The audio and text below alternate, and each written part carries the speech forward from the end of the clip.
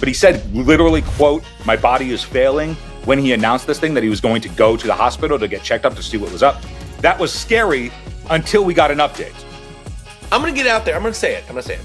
I've not said that competitive CrossFit is dying, but I've said that competitive CrossFit is getting a little less popular, or is less popular than it has been in recent years. Some viewership numbers that suggest competitive CrossFit not going anywhere might be getting even more popular. Once the COVID lockdowns were lifted and everybody could go back to the gyms, they just had all of this equipment and no demand for it. Welcome to Strength Weekly, the show that brings you everything you need to know from around the barbell game and maybe the BowFlex game as well. For barbend.com, the official media partner of you. We're your favorite, right? I'm David Thomas Dow, joined by Phil Blackman. Phil, we got a lot to talk about today, including some stuff on the business of fitness, but we also have world record squats because we know people like them big weights. BowFlex files for bankruptcy and is getting acquired for about $37 million. We'll talk about the future, potentially, of that iconic fitness brand. Reminds me of some late night infomercials from the 90s. We also have a world record IPF squat. CrossFit, the CrossFit Open, breaking some live streaming numbers, which I gotta be honest, is a little surprising to me. And then Samson Dauda, last year's Arnold Classic bodybuilding champion, this year's runner-up, has a medical scare, which opens up conversation around frequency of competition for elite bodybuilders. We will get into that and when we will see him take the stage next. Phil, of these stories, which are you most excited about this week? I'm most excited to actually talk about Dauda's story because that was a fast turnaround on a story of big breaking news, followed by an update, followed by like what we can look forward to next. So I think that's going to be our punchiest story for today. Yeah, punchiest is a great way of putting it. All right, we'll dive in. On March 5th, 2024, the year we're in right now, BowFlex, the iconic fitness brand, filed for Chapter 11 bankruptcy. Now, BowFlex has been around for quite some time. They have been a publicly traded company, really a penny stock for quite a bit of time. They offloaded the Nautilus brand for around $10 million last year, November 2023, in order to get some cash. Wasn't enough. And now they're bankrupt. Now, Chapter 11 bankruptcy means we will continue to see BowFlex, but they are being acquired by a different fitness company and will no longer remain independent. Phil, what details can you give us there? Yeah, so the real fallout of this whole story for BowFlex was coming out of the pandemic. So as COVID hit and there were lockdowns and people wanted to be able to train at home, there was a huge surge in home fitness equipment that BowFlex wanted to capitalize on. So they increased the amount of productivity that they were going to use to try and capitalize on that demand for the home gyms and everything that they could supply for people in lockdowns, because we didn't know when the quarantine would be lifted and when everything would open back up, including most gyms. So they capitalized on that. But then once the COVID lockdowns were lifted and everybody could go back to the gyms, they just had all of this equipment and no demand for it. And that just left them with a bunch of supply that they couldn't offload. And now they ran into these problems where now they're trying to sell some brands and they're trying to sell that equipment and figure out what they can do. And just not in enough time. So it was a real roller coaster of like, we're in lockdowns, we're doing great. We're out of lockdowns, we're doing bad. And worth noting that BowFlex will be acquired by Johnson Health Tech. And BowFlex will continue to operate. So basically, they have worked out kind of a debt financing deal and a debt deal to where they will be able to continue to operate, pay their bills, pay their employees. They just won't be independent anymore. And it's a massive, massive shift for a brand that really thought they could double down on the home fitness trend during the pandemic. I want to point out this is something indicative of what we've seen from a lot of massive fitness companies coming out of the pandemic. The prime example of this, once a Wall Street darling, was Peloton. Peloton, a publicly traded company, did massively well during the pandemic. Their stock was at an all-time high. I got a Peloton during the pandemic, just like a lot of people. Coming out of the pandemic, they have had a difficult time keeping up with that surge. Demand has dropped for at-home fitness equipment. People are not necessarily working out at home. They're out and about. They're in gyms.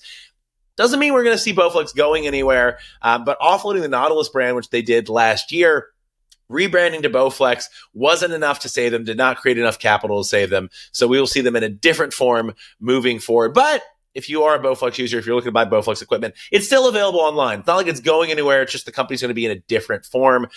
we're still seeing the ripple effects of pandemic fitness, of what the pandemic did to the fitness industry. 100%. Yeah. I mean, what happened during that time where the companies were making decisions during lockdowns and during COVID was an unpredictable circumstance. Like how is anybody supposed to know the correct decisions to make in that kind of environment? But what also happened effectively diluted these decisions as well is a bunch of new companies also trying to capitalize on the demand for home fitness during that time. So not only were they trying to meet demand, but now the competition in that space also expanded. So not only do you have higher competition, more competition, but now you also have to meet this demand that you don't know how long it's going for, how long it's safe, like and then we saw it all fell out when the quarantines were lifted. And your experience is very similar to mine in that people are training back in their gyms and their fitness studios and what have you. If anything, I would think that the roller coaster has just shifted for that type of outlet. Your functional fitness studios is really where I feel like people have moved back to now that they can go and train again. And we're going to talk a little bit about, because CrossFit actually is releasing some data that suggests that they're doing pretty well. We'll get to that in a few minutes. But first, we got a powerlifting world record, a junior world record. But want to note, powerlifting junior world records go up to 23 years. And weightlifting, they only go up to 20 years. Powerlifting juniors go up to 23. Phil, I intro a lot of stories. I'm going to ask, would you be so kind as to intro this one? Because you know what? I think it's what the people want. I sure can. Antonio Pérez Barros in the 105 kilogram weight class. He set an IPF junior raw squat world record of 335 kilograms at the 2024 EPF European Powerlifting Federation European University Cup in Nancy, France on March 3rd, 2024. He secured the gold medal and he scored his world record lift in the squat. And that's just around 740 pounds for those who don't speak kilos. I know if you're watching this, you're a Strength Weekly viewer, you're a barbell reader, you speak kilos probably, but around 740 pounds. Now, Antonio was able to set this. This was an international meet, right? A European championship level meet. So you're eligible to set world records. It has to be that international meet. Only actually missed one lift on the day. He had a 350 kilo deadlift attempt, which he missed. So he goes 8 for 9. Pretty darn good performance. Interesting thing about Antonio, something missing from his resume as a young lifter. This is his last year as a junior lifter in powerlifting. Does not have that junior world championship. However, his top level competition from the last few years has aged out of the junior division. So it might be his time to claim that junior world title, which is kind of the thing missing. Phil, let's pretend we're Dr. Squat for a second. How would you diagnose this lift, my friend? One thing about Barros' lifting, particularly in the squat, is it's very clean. It has to be his top lift. His 3 attempts up to his world record squat was a 300 kilogram lift, a 320 kilogram lift, and then, of course, his world record or his junior world record at 335. So he's got a heavy squat, and that's really where he's going to be able to set the pace going into his attempt for a world championship. His squat is clean. There's not really a fundamental flaw in his technique. He's very heavy in the squat, and I just think that if he's going to win big at the world championships and actually claim that as his last piece of hardware before going into the Open, he's got to put on a big performance in the squat, which he clearly can do. And I expect him at the World Championships to at least call for to match his junior world record and break it. So I expect his junior world record weight to be called on his second lift before he tries to break it on his third. His squat clearly getting strong, but we do see a trajectory. It's not all powerlifters. This is a bit anecdotal, but we see a lot of junior powerlifters. Their squat will get to that elite status, even at the open level among all lifters, much quicker than the bench and deadlift. The bench is something that we see folks add on a significant amount of weight during their 20s. Some of it's technique, right? Some of it's muscle maturity. Some of it's just mass. One of the most interesting things, I remember talking to Kevin Oak, himself a very accomplished world record setting powerlifter a few years ago. And he was like, listen, the lift that is most dependent on just muscle maturity and muscle mass is the bench press, which is why there's the smallest discrepancy often between bodybuilders when it comes to between bodybuilders and powerlifters when it comes to the bench press. He's like, that is the lift where bodybuilders and powerlifters can kind of get together and there's not a chasmic difference in what they're moving. So interesting. And I think that for Antonio, lifters like him, we will see additions to their totals come from the bench press as they reach the mid-20s. It just takes time. It takes time to add kilos to that lift and to add that upper body strength a little bit slower than it might on the squat. And then the deadlift also takes some time to come. But interesting to see him go for 350 on the deadlift. And, hopefully something by the time the Junior World Championships rolls around, he might be able to hit and add some significant poundage, some significant kilos to his total. Phil, I'm going to take back the reins and intro the third story here today. I'm going to get out there. I'm going to say it. I've not said that competitive CrossFit is dying, but I've said that competitive CrossFit, one man's opinion, I've said competitive CrossFit is getting a little less popular or is less popular than it has been in recent years. That's probably my own personal bias.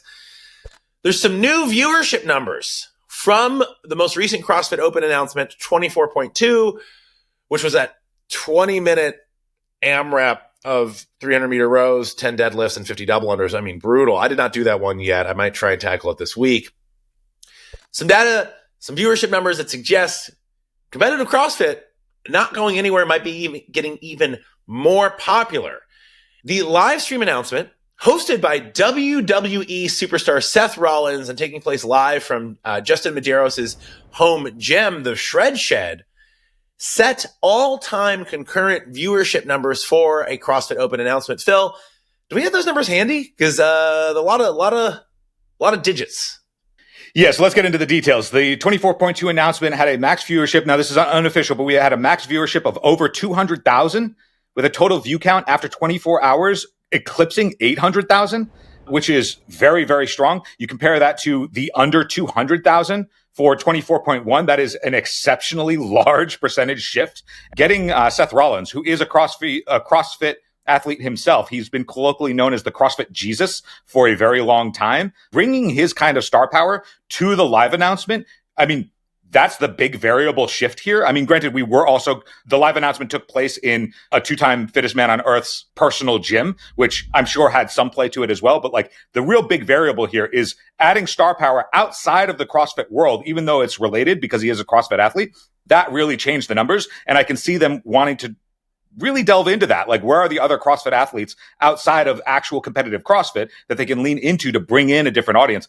It's interesting for me to see that crossover. It's not just Dave Castro, in a random CrossFit gym, live streamed on Facebook and YouTube and the CrossFit Games site. They are bringing on guest hosts, really trying to cross-pollinate the social reach that CrossFit stars have with other athletes or other celebrities who are CrossFitters as well. I think it's a really smart move.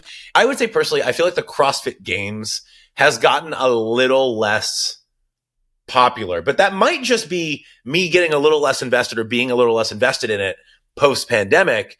Since the days of when Matt Fraser was competing, right? I just feel like the stakes are a little lower and I feel like people aren't so invested. And a lot of folks I know are just kind of not as engaged with the competitive season.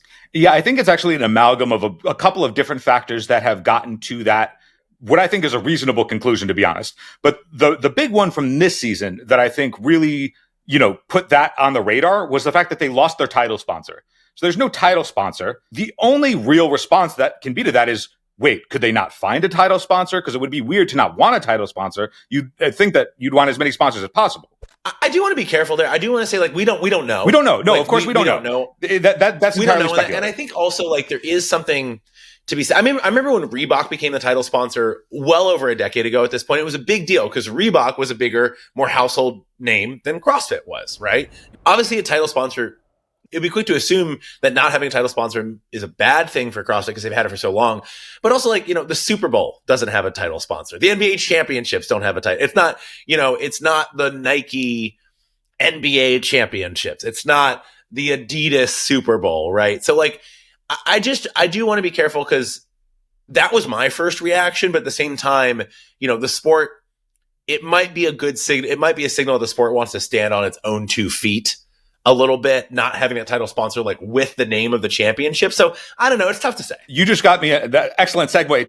The initial reaction is, okay, there's no title sponsor. That obviously is indicative of something bad, right? However, this is also the first season where they've broken off the adaptive divisions, the age group and teen divisions to stand alone on their own. So this is the first time where the games are going to be separate, which could lead to, this is actually a different trajectory that CrossFit is taking to build the games up to be bigger than that. And so the 1-2 punch of, wait, is this bad? Oh, wait a minute, then is this good? That's where I think, like, if that transition period, if that's what they're actually going for, that might lead to a slight dip in viewership as people are like figuring out what this new ground actually looks like. So I think that there's some amount of that that's influencing it. Also, as you mentioned, there isn't like the top of the dominant athlete in the sport anymore. We're not in a Froning or Frazier era. Last year, we didn't have Tia Toomey. So like we're watching the games going, wait a minute, these are obviously the best in the world, but we know that the best in the world that's been the best in the world isn't here. So is this sort of an interim championship? Like, what does this actually mean? Like, we need to get the best of the best here because they haven't actually retired yet. Tia Toomey hasn't retired yet. She just took a break for a season to start a family, and now she's going to be back this season. So I expect all of that to actually culminate to the numbers returning to some favorability this year.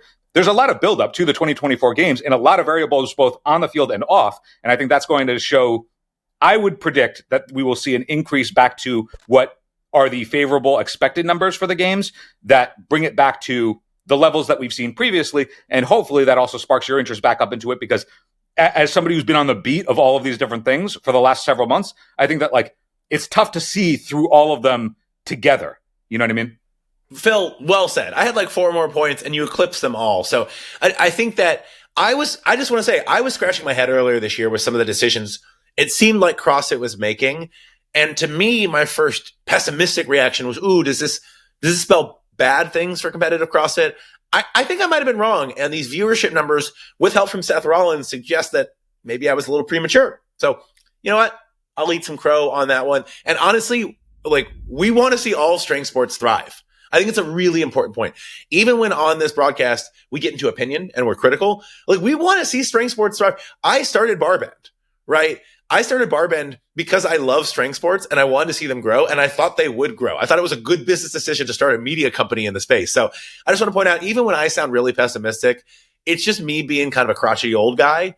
It's not because I don't love this stuff. I want to see CrossFit grow. Like, I want to see all of these sports grow and thrive because I think they make people's lives better, and I love them too. So, much love to CrossFit. Really cool to see these numbers. Like, super, super positive note from me. Let's talk about something else that was a bit of a roller coaster of a story.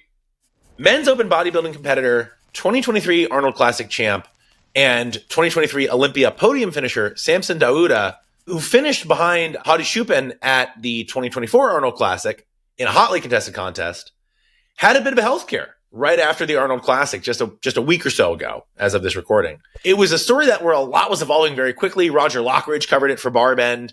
We got some quotes from Samson. Phil, what was going on? Kind of take us through the chronology of what happened with Samson here. So Samson competed at the 2024 Arnold Classic, as you mentioned. He got second place, losing his championship to Hadi Choopan, who was the 2022 Mr. Olympia. Hadi, after losing the Olympia to Derek Lunsford in 2023, he had to come back and put on a performance to prove that he still got it, that he's still the number one contender. He did so in really, really incredible fashion in Columbus here in 2024. We got to hear from Tyler Mannion, who was one of the head judges at the Arnold Classic, comparing those two guys. Samson and Hadi were the top two guys. It was very clear they were in their own call-up multiple times, just the two of them going up against each other. And Tyler effectively said that it wasn't all that close. Hadi's conditioning was just so far and away beyond anything else that, like, it's the best package they've ever seen from Hadi, including from the Olympia, that he's going to be really tough to beat if athletes can't match that kind of conditioning. And there's an extra level of conditioning. Hadi's just so good on that side of things that, like, Dauda has to come up. But Dauda's already down to such a low body fat percentage when he competes. Obviously, all these guys are, but he also has obligations to his sponsors at, like, big events with, like, at the Arnold Sports Festival, you have the Expo. And so Dauda, on very low body fat percentage, on low calories, he still went to the Expo. He still was at the Celsius booth where he, meet and greeted guests and all that stuff. And he thinks that post-competition, he got some kind of sickness and he wasn't sure exactly what it was. But he said, literally, quote, "My body is failing," when he announced this thing, that he was going to go to the hospital to get checked up to see what was up. That was scary until we got an update. So that was like, my body is failing. Everybody's minds went to all of the other athletes that's happened to in the past, where we've seen like, unfortunate and premature deaths. Like we were like, everybody was like super concerned. Like, what is going on? Like, we get to the hospital, like take a break, like don't run in, don't make a mistake that we've seen before where athletes push themselves too hard. So everybody was on high alert, including everybody at Barbell. We get an update after he goes to the hospital. We find out that it was some kind of flu. He just needed some kind of antibiotics to get off of it. Like, obviously it was from being depleted. It was from getting sick at the Arnold. He received antibiotics. He was cleared by his doctor to compete. He's still expected to compete at the Arnold Classic UK, which is happening this weekend, the 14th to the 17th. It's a really short time from when he announced that his body was failing and that he was sick to him returning to competition potentially. He's cleared to compete. He's expected to compete. At what level he will be able to compete at, that's something that we're going to watch for. But it was a real roller coaster of people really, really concerned to, okay, it's just a flu. He's got antibiotics. Everything seems to be okay. But it does beg the question, should there be a minimum time frame between which athletes can compete at pro shows? First off, great to hear Samson's feeling better. We obviously wish him the best. Bodybuilding, especially in his division, an incredibly taxing thing. I don't think anyone's going to get on this broadcast and claim that's a healthy lifestyle, right? And we are certainly not presenting it as such. I want to point out, right? We want to know, for folks watching, do you think there should be a minimum amount of time required for elite bodybuilders competing between shows? Basically, should they have to take a certain amount of time off between professional stage appearances? Now, that's something that, the IFBB or other bodybuilding federations could institute. They could say, if you're a pro, you need to take 4 months between competitions, or you need to take 6 months between competitions, right? That's something they could do. Currently, it's not something that's on the books, but I think that, these back-to-back competition schedules sort of beg the question, because it does leave athletes vulnerable, whether they're immunocompromised, whether they're vulnerable in other ways, because these athletes, when they're on stage, no one's going to claim they're the healthiest. No one's going to claim they're thriving. They might look ripped. They might look yoked. They might look amazing. But are they thriving from a holistic health perspective? No, absolutely not. So I'm just curious what people think. And this is something that, when Phil and I were planning out this episode, we were like, hey, should we talk about this? I wonder what folks think. Should there be a minimum time between shows for pro bodybuilders? I'm just curious to have the discussion. When you only have to show up once and compete and hit, it's like it's a much easier thing to do than if you're competing 3 times, 4 times, 6 times over the course of a season. It's really tough to peak on peak week, and to do it like every 2 months, every 3 months, like that's really steep. That's really difficult on your system. And again, incentives, they're economic incentives, right? Sponsor incentives, prize purse incentives to compete, right? At the same time, there are health incentives to not compete sometimes and to not put that stress on your body in those short time frames. So that brings us to the end of this week's Strength Weekly broadcast for Barbell.com. I'm David Thomas Tao, joined by the incomparable and hopefully well-rested Phil Bleckman. We'll catch you all next week. Appreciate it.